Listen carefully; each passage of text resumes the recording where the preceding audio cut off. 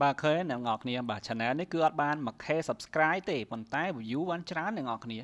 បាទ view សិតតែចិត្ត 10k ឬក៏ 11k ហើយ subscribe តែបន្តិចហ្នឹងបាទអញ្ចឹងអានេះគឺល្អមែនទែនណាបាទសួស្តីអ្នកនរគ្នាបាទវីដេអូនេះគឺខ្ញុំចង់និយាយតាក់ទងទៅនឹងបាទរបៀបនៃការតម្លើងកម្មវិធីវិភាគបាទវីដេអូណាថាតើយើងធ្វើវីដេអូប្រភេទអីដែលឆាប់បានជោគជ័យឆាប់បាន view ឆាប់បាន subscribe ចឹងទៅបាទព្រោះថាយើងធ្វើលើ YouTube ក៏ដោយ Facebook ក៏ដោយគឺយើងចង់បានវីដេអូណាដែលដាក់ទៅមានគេមើលបាទនៅពេលដែលដាក់ទៅអត់មានអ្នកមើលគឺយើងអស់អារម្មណ៍នឹងការបង្កើតហើយអញ្ចឹងយើងថ្ងៃនេះគឺខ្ញុំបង្ហាញតាក់ទងទៅនឹងរបៀបបង្កើតតម្លើងកម្មវិធី vidIQ ដែលជាកម្មវិធីដែលយើងវិភាគថាតើវីដេអូណាដែលយើងចង់បង្កើតទៅវាត្រូវជាមួយនឹងទីផ្សារអ្នកមើលនៅលើ YouTube អត់ជាយើងធ្វើទៅអត់មានអ្នកមើលអញ្ចឹងអានេះគឺកម្មវិធីនេះគឺជួយឲ្យយើងវិភាគដឹងថាតើវីដេអូហ្នឹងវាមានទីផ្សារខ្ពស់អត់ធ្វើទៅមានអ្នកមើលអត់ហ្នឹងហើយនេះអញ្ចឹងយើងចូលទៅកាន់ជ្រោមយើងមកហើយយើងចុចសញ្ញាបូកគឺគេហៅថា new tab នេះឯងហើយយើង search មកណាពាក្យថា vidIQ extension ណាបាទអ្នកនរគ្នាប្រហែលជាអត់ឃើញទេអញ្ចឹងខ្ញុំសុំសរសេរបាទ vidIQ បាទ extension ហ្នឹងអ្នកនរគ្នាឃើញអត់ enter មកខ្វាច់មានពាក្យ vidIQ extension ហ្នឹងអត់បាទនេះ extension បាទអូខេអញ្ចឹងចុចវាមកហើយឃើញពាក្យថា install Chrome អត់ install Chrome extension ចុចវាមកបាទហើយបន្តទៀតអ្នកនរគ្នាប្រកាសជាឃើញបាទប្រកាសជាឃើញហើយអញ្ចឹងខ្ញុំសូមបន្តិចបាទនេះបាទឃើញអត់ add to Chrome អញ្ចឹងចុចមក add extension បាទឥឡូវវាកំពុងតែដើរកំពុងធ្វើការអ្នកនរគ្នាបាទឥឡូវវាកំពុងនេះវាកំពុងតែចូលទៅកាន់ YouTube យើងហើយយើងខ្វែងចេញទៅបាទបន្តទៀតគឺយើងទៅមើលកន្លែងនេះបាទនេះសញ្ញាហ្នឹងយើងចុចវាមកហើយយើងចុច pin មកសញ្ញាប្រាប់ខ្ទាស់ហ្នឹងអ្នកនរគ្នាបាទអូខេចឹងអ្នកនរគ្នាអាច refresh YouTube យើងគឺយើងនឹងឃើញកម្មវិធី vidIQ នឹងមកហើយមុនវងអត់មានទេណាឥឡូវគឺមានហើយនេះឃើញទេបាទមានហើយបាទនេះពណ៌ហ្នឹងបាទអូខេអញ្ចឹងវាជួយច្រើន vidIQ ហ្នឹងបាទទីបាទមានច្រើនណាស់ចាំមើលខ្ញុំនិយាយដូចជាយើងអាចបាទទៅយក tag ពីវីដេអូណាដែលកំពុងតែល្បីខ្លាំងយកមកដាក់ក្នុងវីដេអូយើងទៅយក description បាទពីវីដេអូណាដែលល្បីយកមកដាក់ក្នុងវីដេអូយើងបាទនិយាយតាក់ទងទៅនឹងកម្មវិធីចេះចោះបាទពួកកេសនេះអាហ្នឹងគឺស្រួលធ្វើបាទយើងអាចធ្វើជាមួយកម្មវិធី Canva ឬក៏កម្មវិធី free ផ្សេងទៀតក៏បាននេះIndia ចូលចិត្តធ្វើហើយអាហ្នឹងគឺយើងធ្វើលក្ខណៈ record លើកុំព្យូទ័រអញ្ចឹងណាអ្នកនរគ្នាឥឡូវយើងពាក្យចុចទៅ guest ហ្នឹងវាចេញមកគោកឥឡូវខ្ញុំពាក្យចុចទៅ guest logo បាទអូខេអញ្ចឹងយើងចុចមកគឺវាចេញអញ្ចឹងបាទមានច្រើនមែនទែនឃើញអត់ហើយវីដេអូហ្នឹងអញ្ចឹងគឺស្រួលធ្វើអ្នកនរគ្នាបាទស្រួលធ្វើមែនទែនហើយសួរថាកម្មវិធី vidIQ ជួយខ្លះនេះវាជួយប្រាប់យើងបាទប្រាប់យើងថាវីដេអូណាកំពុងតែមានគេមើលច្រើនបាទដូចជាអានេះឥឡូវខ្ញុំនិយាយតាក់ទងតែមួយនេះចុះបាទអានេះ18 VPS នេះ18 VPS មកពីពាក្យពេញថា18 view per hour មានថាក្នុង1ម៉ោងគេមើល18នាក់អញ្ចឹងវីដេអូហ្នឹងគឺអត់ល្អទេមានន័យថាវាធ្លាក់ណាអ្នកនរគ្នាឥឡូវហ្នឹងគឺគេលែង search មើលហើយបាទវីដេអូហ្នឹងគ្រាន់បើបាទខ្ញុំឃើញមួយនេះគ្រាន់បើ302 view 302 view ក្នុង1ម៉ោងបាទហើយយើងមើល channel នេះគឺតែ 10k ទេតែមានអ្នកមើលដល់ 42k បាទអញ្ចឹងយើងវិភាគតាមហ្នឹងអ្នកនរគ្នាបាទឃើញអត់អានេះគ្រាន់តែជាការវិភាគមួយអ្នកនរគ្នាឥឡូវខ្ញុំសូមដាក់ filter មួយទៀត ឲ្យកាន់តែច្បាស់ដល់យើងដាក់នេះ filter កន្លែងនេះបាទហើយយើងទៅយកប្រភេទ subscribe ដែលទូចធម្មតា channel ធំវាបាន view ច្រើនជារឿងធម្មតាប៉ុន្តែបើ channel ទូចតែបាន view ច្រើនហ្នឹងទៅជារឿងមិនធម្មតាអញ្ចឹងយើងទៅរៀនសូត្រពីគេបាទអ្នកនរគ្នាយើងទៅរៀនសូត្រពីគេណាបាទសូមដាក់កលខិតនេះបន្តិច Hello អ្នកនរគ្នាបាទមើលឃើញបាទនេះចាំមើលខ្ញុំដាក់ channel ត្រឹម channel ត្រឹម 1K បានទេបាទមានអ្នកធ្វើទៅបានជោគជ័យអត់បាទ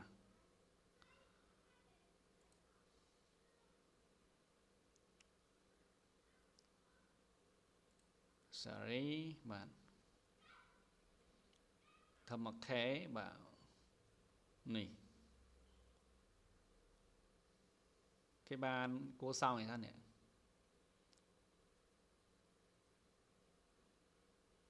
58 subscriber តែធ្វើទៅបាន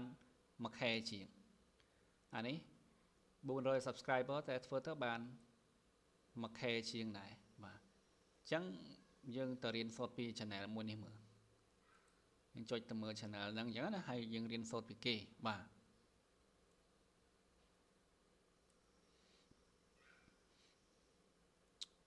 អញ្ចឹងយើងចុចមើលទៅយើងមាន short បាទវីដេអូ short អូខេ channel គេតែ58 sub ទេណាតែមើលនេះមើល view បាទច្រើនមែនតើហើយវីដេអូអញ្ចឹងគឺស្រួលធ្វើអ្នកនរគ្នាអាចធ្វើនៅក្នុងកម្មវិធី Canva បាទហើយយើងមើលវីដេអូ long គេបាទវីដេអូ long គេក៏គួរសមដែរបាទបាន100 200 600 view បាទគួរសមដែរនេះហើយផុសមួយខែ2ខែមុនបាទអូខេបាទហើយតា58 sub ទេណាបាទអញ្ចឹងយើងអាចទៅមើលគេបានបាទឃើញទេអញ្ចឹងយើងអាចប្រើប្រាស់កម្មវិធី vidIQ ហ្នឹងដើម្បី check មើលបាទដើម្បី check មើលណាបាទអញ្ចឹងមកថាយើងចង់បាន keyword អីផ្សេងទៀតឬក៏យើងចង់ធ្វើវីដេអូអីមួយយើងត្រូវចាប់ដើមធ្វើអញ្ចឹងហើយយើងអាចទៅសិក្សាមើលថាតើគេធ្វើអញ្ចឹងទៅពេលធ្វើអញ្ចឹងទៅគឺជោគជ័យដូចគេអត់យើងមើលរបៀបគេធ្វើអញ្ចឹងណាអ្នកនរគ្នាបាទហើយធ្វើតាមគេអញ្ចឹងទៅបាទឃើញវីដេអូបែបនេះគឺនៅតែផ្ទុះអញ្ចឹងបាទ 1K 2K 6K 10 20K អីយូរទៅមិនបានសាប់បាទអូខេគឺស្រួលធ្វើទេបាទយើងត្រូវស្វែងយល់ហើយយើងធ្វើឲ្យច្រើនទៅវាគង់តែមានប៉ះរបស់ណាដែលវាជោគជ័យទេបាទឥឡូវខ្ញុំសូមទៅ search keyword អីផ្សេងអ្នកនរគ្នាអញ្ចឹងអ្នកនរគ្នា how to create បាទវីដេអូបាទនេះ AI free ឃើញទេអញ្ចឹងយើងចុចទី1យើងចុច filter មកអ្នកនរគ្នាចុច filter ក្នុងអាទិត្យហ្នឹងបាទខ្ញុំចុចនេះប្រហែលជាបាំងអ្នកនរគ្នាបាទខ្ញុំអត់ចាប់អារម្មណ៍អញ្ចឹងអ្នកនរគ្នាបាំងនេះចុច filter ក្នុងអាទិត្យហ្នឹងឬក៏ក្នុងខែហ្នឹងក៏បានដែរអញ្ចឹងយើងយកក្នុងអាទិត្យហ្នឹងហ្មងទៅបាទឲ្យដឹងថាក្នុងអាទិត្យហ្នឹងវាពង viral មកទេអ្នកនរគ្នាអញ្ចឹងយើងទៅធ្វើដូចគេដែរអ្នកនរគ្នាបាទទៅធ្វើដូចគេដែរបាទ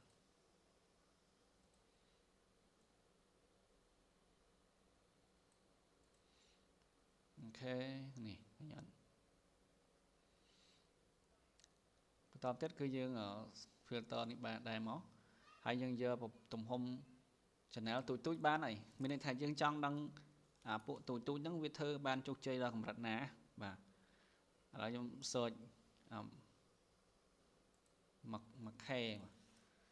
channel ដែលអីគេ channel ដែលមាន 1K sub ហ្នឹងអ្នកនរគ្នា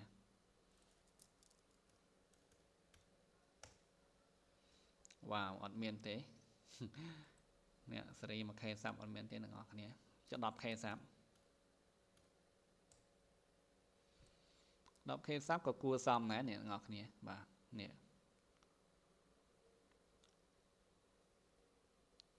AI documentary video making tutorial free អញ្ចឹងអាប៉ែនេះគាត់ channel គាត់តែ 6k ប៉ុន្តែគាត់ធ្វើ view បានរហូតដល់ 250k បាទខ្លាំងមែនទែន wow អស្ចារ្យអ្នកនរគ្នាអញ្ចឹងបើយើងដឹងអំពីក្បាច់ហ្នឹងគឺយើងអាចធ្វើតាមគេយើងទទួលបាន view ឯតាមហ្នឹងដែរអ្នកនរគ្នាបាទយើងទៅយក keyword ដូចគេឬក៏ផលិតវីដេអូស្តៀងគេអញ្ចឹងអ្នកនរគ្នាអាចទៅ copy keyword នេះ title ពីគេហើយទៅយក tag ពីគេយ៉ាងមកហើយយើងទៅធ្វើវីដេអូណាដែលស្តៀងគេដែរព្រោះតាគេកំពុងផ្ទុះយើងធ្វើទៅក៏មានសង្ឃឹមថាផ្ទុះដូចគ្នាបាទអញ្ចឹងគឺគេមុននឹងធ្វើវីដេអូគឺគេគិតអញ្ចឹងអ្នកនរគ្នាផ្សេងទៀតគេថា quiz បាទ enter មកហើយយើងចុច filter មកយើងយកក្នុងសប្តាហ៍ហ្នឹងបានហើយមានន័យថាឲ្យដឹងគៀកអ្នកនរគ្នាគៀកមែនតើណាឲ្យដឹងថាមានក្នុងសប្តាហ៍ហ្នឹងវីដេអូណាពងផ្ទុះអញ្ចឹងអ្នកនរគ្នាអ្នកយក this week ហើយយើងយក filter មកទៀតមកដាក់ filter នេះមកហើយយើងយកពួកសាប់ត្រឹម 1k សាប់អីបានហើយមើលមានអត់យ៉ាឃើញទេល្បាក់ 1k សាប់ហ្នឹងគឺ view ខ្លាំងអ្នកនរគ្នានេះឃើញអត់អត់បាន 1k សាប់ផងតែ view បាន 10k ឃើញអត់សាហាវអ្នកនរគ្នាអញ្ចឹងយើងទៅរៀនសូត្រពីគេបាទគេធ្វើមិនបានទៅជាវីដេអូគេហ្នឹងក៏ទុះម៉ែអញ្ចឹងយើងទៅមើលទៅបាទធ្វើតាមគេទៅគឺយើងនឹងបាន view ដែរហើយវីដេអូប្រភេទនេះគឺយើងធ្វើបានជាមួយកម្មវិធី free អ្នកនរគ្នាបាទអូខេបាទ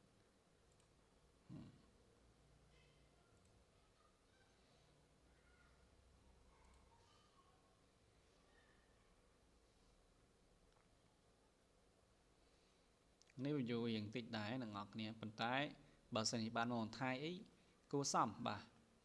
មានវីដេអូច្រើនហ្នឹងមួយថ្ងៃអាចបាន 4-5 រៀល 10 រៀលដែរឃើញអញ្ចឹងបាទឃើញតិចមែនតែបានលុយច្រើនអ្នកនរគ្នាវីដេអូដែលបរទេសមើលបាទអញ្ចឹងសង្ឃឹមអ្នកនរគ្នាយល់អំពីរបៀបនៃការសូចអញ្ចឹងអ្នកនរគ្នាតាមវីដេអូណាកំពុងតែគេមើលច្រើនយើងធ្វើដែរគឺមានឱកាសការបាន view ដែរបាទយើងដាក់ keyword ប្រហែលគេដាក់ title ប្រហែលគេទៅគឺវា rank ទៅដូចគេអញ្ចឹងទៅក្បែរគេអញ្ចឹងគេពេលគេមើលវីដេអូក្នុង channel ហ្នឹងហើយអូគឺដល់ win channel យើងដែរបាទអាហ្នឹងគឺវិធីដែលគេធ្វើជាមួយកម្មវិធី vidIQ គឺគេធ្វើអញ្ចឹងអ្នកនរគ្នាអាចធ្វើការសាកល្បងតាមវិធីហ្នឹងបានបាទអរគុណច្រើនជួបគ្នានៅវីដេអូក្រោយ